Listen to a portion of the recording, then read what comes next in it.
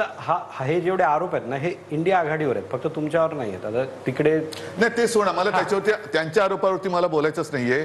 मला फक्त जनतेच्या प्रश्नावरती मोदी आणि शहानी बोलून दाखवावं. बाकी देवेंद्र वगैरे सोडून नये, उनके बस की बात ही नाही हो. तर पण हे आरोप नेमके केव्हा व्हायला लागले? ज्यावेळेस तुम्ही काँग्रेस बरोबर गेला त्यानंतर. जसं मला त्याच्याबद्दल काहीच म्हणायचं नाहीये. मी काँग्रेसमध्ये जाणं न जाणं हा माझा प्रश्न होता. का गेलो त्याच्यात पण आता मला जायचं नाहीये.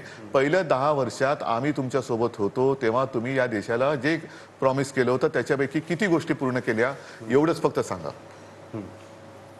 नाही पण क्या हा थापा जिहाद आहे? जुमला जिहाद आहे की क्या?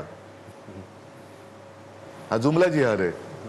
नाही त्यांचं काय म्हणत आहे, जसं कालही होते ना मोदी, तर मी यासाठी बोलतोय की तुम्ही काँग्रेस बरोबर गेलेत. काल ते बोलले की ही पापी पार्टनरशिप आहे, नकली शिवसेना और काँग्रेस की पापी पार्टनरशिप आहे. मला मोदींनी 10 वर्षात केलेल्या कामांवरती त्यांनी बोलावं. लोकांच्या खात्यात 15 लाख का आले नाहीत? 2 कोटी बेरोजगारांना दरवर्षी रोजगार देण्यावरती ते का आले नाहीत? शेतकऱ्यांना पीक विमा का मिळत नाहीये? शेतकऱ्यांना हमीभाव का मिळत नाहीये? शेतकऱ्यांच्या आत्महत्या का थांबत नाहीयेत? मणिपूरमध्ये मोदी का जात नाहीयेत? जर एवढे सगळे जे बोलतात तर एवढं सगळं त्यांचं जे शौर्य आहे ते मणिपूरमध्ये शेपट्या का घालते? चीन ढेंगेत घुसतोय त्याच्याबद्दल का बोलत नाहीत मोदी? अजूनही काश्मीर अशांत आहे. मणिपूरमध्ये आजही दंगा, आज म्हणजे मतदानाच्या दिवशी दंगा भडकलेला आहे, त्याच्याबद्दल मोदी का बोलत नाहीये?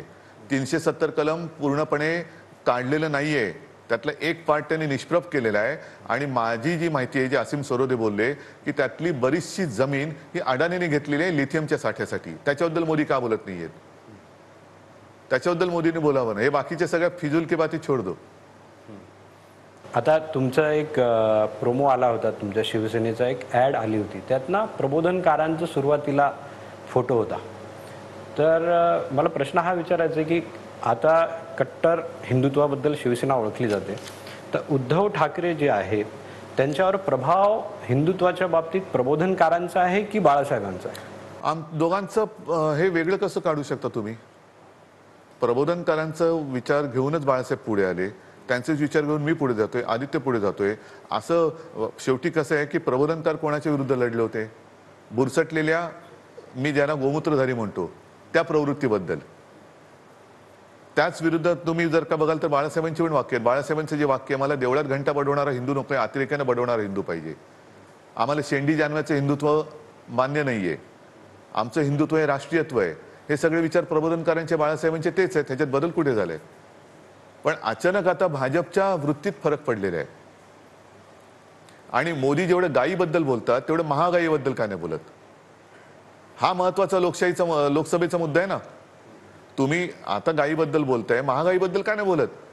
तुमचीच भाषणं होती आणि त्यांचंच होतं की भाई और बहनो, मतदानाला जाताना गॅस सिलेंडरला नमस्कार करून जा. मग आता मोदींच्या फोटोला नमस्कार करून जायचा का? म्हणजे सगळं एकत्रित होईल महागाई, सगळी महागाई. मग ते त्यांचं होतं ना, गॅस के दाम नीचे गए की ऊपर गए, डिझेल नीचे गया ऊपर गया. आता डॉलरची किंमत काय? त्यावेळेला मला असं वाटतं 14 साली डॉलर 58-59 रुपये होता. आता 83-84 वरती गेला. आजचा भाव माहिती नाही मला, पण तेव्हा मोदीच म्हणत होते, भाजपच म्हणत होता की ज्या देशाचं चलन पडतं त्या देशाची अब्रू जाते. मग आता 59चा जर 83-84 रुपये झाला असेल डॉलरला, रुपयाची किंमत एवढी घसरली असेल तर मग आता नमस्कार कोणाला करायचा? म्हणून मोदींनाच नमस्कार करा. बाबा आतापर्यंत बस झालं, आपण आपल्या गावी जा, आमचा राम राम घ्या. अच्छा, आता तुम्ही बोललात की